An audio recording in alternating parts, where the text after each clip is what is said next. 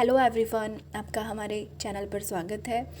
हमने ये first paper की सीरीज़ स्टार्ट की थी, उसमें 2 चैप्टर कंप्लीट हो गए थे। अभी सीरीज़ को आगे बढ़ाते हुए हम आज तीसरा, चौथा और पांचवा 3 चैप्टर करेंगे। तीसरे चैप्टर में शैव मत में योग, और चौथे में बौद्ध मत में योग, और पांचवें में है जैन धर्म में योग। तो आपको आशा करती हूँ कि जो भी आपके लिए शॉर्ट नोट्स बनाए हैं आपको अच्छे से समझ आ रहे होंगे। तो उस सीरीज़ को बढ़ाते हुए आज हम आगे बढ़ेंगे शैव योग। इसमें शैव योग में क्या है, तंत्र साधना। इस तंत्र साधना को कितनी श्रेणियों में बांटा है? 3 में। वैष्णव तंत्र, शैव तंत्र और शाक्त तंत्र। वैष्णव तंत्र को क्या बोलते हैं? संहिता। शैव तंत्र को आगम, शाक्त तंत्र को निगम। और इसमें कितने विचार है? 6 विचार है। पहला है जीव। जीव को क्या माना है? पशु माना है। पहला इसमें जीव। जीव को क्या माना है? पशु। फिर है पास। पास का मतलब होता है फंदा या बांधना, और जो है वो जीव किससे बंधा हुआ है? ये है पास बंधन है। ठीक है। पति शिव है, यह निराकार तत्व है। शिव है जो निराकार तत्व है।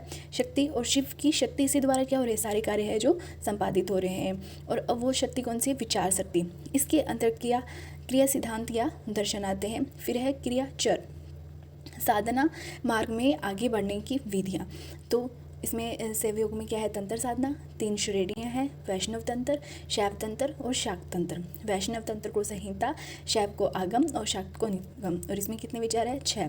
पहला जीव, पाश, पति और शक्ति, विचार शक्ति और क्रियाचर। आगे शैव सिद्धांत। शैव सिद्धांत है, इसका उद्देश्य क्या है कि मनुष्य अपने जीवन को समझकर जो भी मल और जो भी उसके चित्त में विकार है उनको हटाकर अपने वास्तविक स्वरूप का अनुभव करना ही क्या है? शैव सिद्धांत का उद्देश्य है। पाशुपत सिद्धांत की 5 प्रमुख विभक्तियाँ हैं। पहला है कारण, कार्य, योग, विधि और दुखांत। ठीक है, कितने हैं? 5 है। पहला है कारण। कारण क्या है? वो जो शक्ति है उसका कारण क्या है? शिव तत्व से है, और उसका कार्य क्या है? शक्ति। कार्य का संबंध किससे है? शक्ति से है। और शिव और शक्ति का संबंध ही क्या है? योग है। तो पहला कारण शिव, कार्य क्या है? शक्ति, योग क्या है? दोनों का मिलन। योग का संबंध दोनों की मिलन की अवस्था से है। विधि क्या है? जो इनकी मिलने की जो विधि है, जो उनकी एक की अवस्था ही क्या है? विधि है। दुखांत, दुख की अंत की अवस्था क्या है? दुखांत है। अब है शरीर। 5 कोशों में से मिलकर बना होता है। अन्नमय कोश, प्राणमय कोश, मनोमय कोश, विज्ञानमय कोश और आनंदमय कोश। अन्नमय अन्न तत्व से है, प्राणमय प्राण और ऊर्जा से है, मनोमय मन, बुद्धि, चित्त से है, विज्ञान में ज्ञान की अनुभूति होती है, और आनंदमय में हमारे जो भी समस्त जो बंधन है उनसे। अब है नाड़ियाँ। 5 कोश है, 5 कोशों से शरीर मिलकर बना हुआ। इसमें कितनी नाड़ियाँ हैं? 3.5 लाख नाड़ियाँ मानी जाती है, और उसमें से 14 मुख्य है, और उस 14 में से भी 3 मुख्य है। पहले ईड़ा, पिंगला और सुषुम्ना। और ईड़ा में क्या होता है? जो स्थूल और सूक्ष्म चित्त शक्ति प्रवाह का प्रतीक है, और पिंगला प्राण शक्ति का प्रतीक है, और पिंगला है जो प्राण शक्ति के प्रवाह का प्रतीक है, और सुषुम्ना इन दोनों के भीतर जो संतुलित प्रवाह है वो क्या है? सुषुम्ना है। ये राइट नोस्ट्रिल होता है और ये लेफ्ट नोस्ट्रिल। अब इसके आचार कितने हैं? शिव के 7 हैं। पहला वेदाचार, वैष्णवाचार, शिवाचार, दक्षिणाचार, वामाचार, सिद्धांताचार और गोलाचार। वेदाचार जो हमारे नित्य कर्म होते हैं वैदिक के अनुसार, वो वेदाचार में। वैष्णवाचार में क्या है? अंधविश्वास से निकलकर ब्रह्मा की इच्छा शक्ति का ज्ञान कराता है। शिवाचार धर्म की रक्षा, अधर्म के विनाश की भावना आना। दक्षिणाचार में ब्रह्मा की क्रिया, इच्छा, ज्ञान शक्तियों का ध्यान धारणा की जाती है। वामाचार निर्वर्ती मार्ग को ग्रहण किया जाता है। सिद्धांताचार जो उद्देश्य शिव तत्व को प्राप्त करना है। कुलाचार क्या होता है? मोक्षावस्था या जीवन से मुक्ति से है। फिर है साधना की पत्तियाँ कितनी है? 3 है, स्थूल, सूक्ष्म और परा। स्थूल में क्या होता है? जब हम मूर्ति पूजा करते हैं वो स्थूल में आता है। जब हम यंत्र मंत्र का प्रयोग करते हैं वो किस में आता है? सूक्ष्म में आता है। और परा में क्या है? ध्यान में एकाग्रता से। इसमें परा में क्या होता है? लक्ष्य क्या होता है? मोक्ष। शैव मत में साधना की अवस्थाएं कितनी हैं? 3। शुद्धि की अवस्था, स्थिति की अवस्था और अपर्णा की अवस्था। शुद्धि की अवस्था का संबंध होता है हमारी शारीरिक, मानसिक, भावनात्मक और आत्मिक। शारीरिक शुद्धि कैसे होगी? आसन प्राणायाम या षटक्रम से। मानसिक यम और नियम से। और भावनात्मक और आत्मिक किसे होगी? प्रत्याहार धारणा से। अब है स्थिति की अवस्था। अपने आप को व्यापक अनुभव में स्थित करने से है, जिससे हमें क्या मिलती है? शक्तियाँ और सिद्धियाँ प्राप्त होती है। अपर्णा की अवस्था, दृष्टा, दृश्य और दर्शन की एकात्मा, मतलब जो दृष्टा है, दृश्य, उनका एक स्थिति में हो जाने के है अपर्णा की अवस्था है। फिर है साधना के सोपान कितने हैं? 4 बताए हैं। पहला है आरंभावस्था, फिर घटावस्था, प्रीत्यावस्था और निष्पत्ति अवस्था।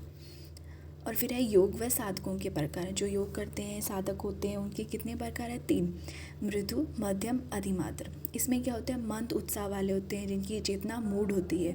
मध्यम होते हैं, ना तो निम्न होते हैं ना उच्च होते हैं, ये कौन से होते हैं? संबुद्धि होते हैं। और अधिमात्र ये तीव्र होते हैं, उत्साही होते हैं, इनको ज़्यादा जल्दी है वो मोक्ष प्राप्त होता है। तंत्र विद्या और जैन योग। तंत्र विद्या और जैन योग है वो एक ही है। तंत्र विद्या के माने जाते हैं भगवान शिव और जैन योग के माने जाते हैं ऋषभ। ये अलग अलग न होकर एक ही है। शिव ही ऋषभ है और ऋषभ ही शिव है। आपका ये शिव मत पूरा होता है। अब आगे करेंगे बौद्ध धर्म में योग। बौद्ध दर्शन में योग। बौद्ध दर्शन के प्रवर्तक महात्मा बुद्ध गौतम गोत्र में जन्म लेने के कारण इन्हें अनुनय गौतम बुद्ध के नाम से भी पुकारते हैं। आगे है उपदेश। इनके उपदेश कौन सी भाषा में है? मागधी भाषा में, जिसे पाली भाषा भी कहते हैं। फिर आगे है त्रिपिटक। त्रिपिटक क्या है? महात्मा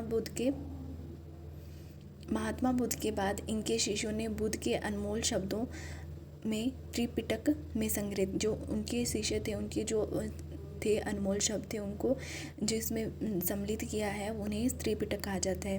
अर्थात हम कह सकते हैं कि बुद्ध की शिक्षाओं का सार ही त्रिपिटक है। त्रिपिटक का अर्थ होता है, त्रि का मतलब 3 और पिटक का अर्थ होता है पिटारियाँ, जिसमें पहला है सूत पिटक, अधिपिटक और विनय पिटक। सूत पिटक में धर्म से संबंधी बातें हैं, अधिपिटक में दार्शनिक विचार है, विनय पिटक में नीति नियम संबंधी विचार है।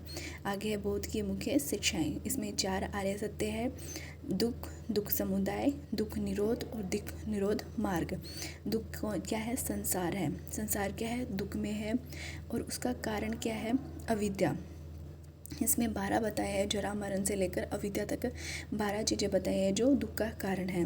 अब दुख के कारण को अंत कैसे होगा? तो किसके द्वारा होगा? अष्टांगिक मार्ग के द्वारा। 8 चरण बताए हैं इसमें आर्य सत्य है 4, दुख समुदाय, दुख निरोध मार्ग। आर्य अष्टांगिक मार्ग 8 चरण बताए हैं। सबसे पहला है सम्यक दृष्टि, सम्यक संकल्प, सम्यक वाक, सम्यक क्रमांत, सम्यक आजीवक, सम्यक व्यायाम, सम्यक स्मृति, सम्यक समाधि। दृष्टि से है कि जो वास्तविक स्वरूप का ज्ञान ही सम्यक दृष्टि है। संकल्प, जो 4 आर्य सत्य हैं उनको जीवन में उतारने और जो दृढ़ निश्चय करते हैं, वही क्या है? संकल्प है। सम्यक कर्मांत में सत्य, प्रिय व मधुर वचनों का प्रयोग ही सम्यक वाक है। कर्मांत में बुरे कर्मों का त्याग करना। आजीविका में ईमानदारी व न्यायपूर्ण रीति से बिना किसी को कष्ट पहुंचाते हुए जीविका उपार्जन करना। व्यायाम से है उन क्रियाओं को कहते हैं जिनसे अशुभ व जो नेगेटिव होते हैं थॉट्स, वो उनसे निवारण होता है। स्मृति में है 6 जो ऊपर वाले 6 मार्ग है, इनको संदेव हमेशा याद रखना ही स्मृति है। फिर है सम्यक समाधि, जो हमारे चित्त की एकाग्र अवस्था है वो ही समाधि है। अब इसमें आगे पंचशील सिद्धांत बताए हैं।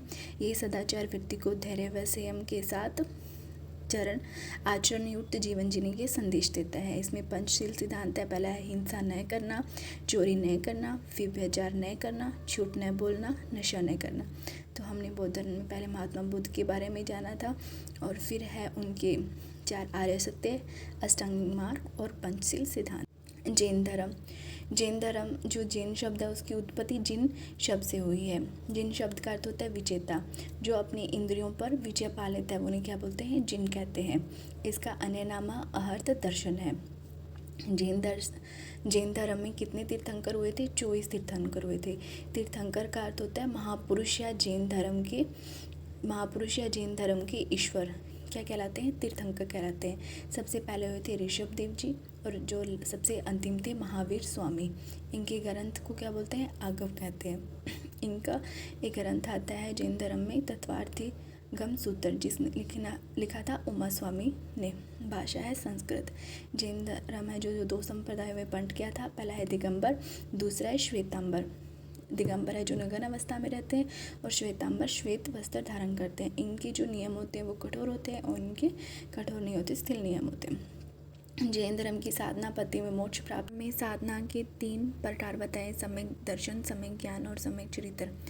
अब आगे जैन दर्शन में ज्ञान के प्रकार है 2, प्रोक्ष ज्ञान और अप्रोक्ष ज्ञान। प्रोक्ष में मति और श्रुत, अप्रोक्ष में अवधि, मन, प्राय और केवल ज्ञान। मति में मन और इंद्रियों द्वारा, श्रुत में जो सुने हुए वचनों द्वारा ज्ञान। फिर अप्रोच में अवधि, मन, प्राय और कैवल्य। अवधि में होता है आत्म शक्ति, और इसमें मन प्राय में है राग द्वेष आदि विषयों पर विजय प्राप्त करना, और केवल में है मुक्ति, मोक्ष प्राप्ति। फिर आगे है पंच महाव्रत, अहिंसा, सत्य, असत्य, ब्रह्मचर्य और अपरिग्रह। फिर है प्रेक्षा ध्यान। प्रेक्षा के ध्यान का मतलब होता है गहराई में उतर कर देखना। आचार्य तुलसी ने इसके 5 प्रकार बताए हैं: भावक क्रिया, श्रुति क्रिया, मैत्री क्रिया, भोजन क्षेम और वाणी क्षेम। और इसके 8 चरण बताए हैं प्रेक्षा ध्यान के: कायोत्सर्ग, अंतरयात्रा, श्वास प्रेक्षा, शरीर प्रेक्षा, चैतन्य केंद्र प्रेक्षा, लेशा ध्यान, अनुप्रेक्षा और भावना। कायोत्सर्ग में होता है शवासन में लेट जाना। उसके बाद में अंतर यात्रा में चित्त की शक्ति या सुषुम्ना मतलब इसमें प्रभाव होना। फिर गहरी व लयबद्ध श्वास लेना। फिर उसके साथ साथ जो हमारे शरीर में स्पंदन होते हैं उनको महसूस करना।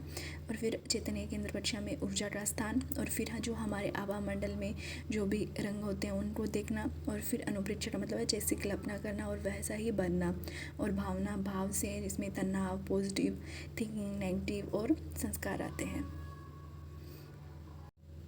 अपने फर्स्ट पेपर के 5 चैप्टर कंप्लीट हो चुके हैं। आपको इन जो शॉर्ट नोट्स हैं इनकी PDF चाहिए तो आप टेलीग्राम ज्वाइन है जो हमारा वो ज्वाइन कर लीजिए। उसका लिंक हमने डिस्क्रिप्शन में डाल दिया गया है, तो आपको वहाँ पर इन सभी चैप्टर्स की PDF मिल जाएगी। आप अपने एग्ज़ाम की अच्छे से प्रिपरेशन कर लीजिए। Thank you.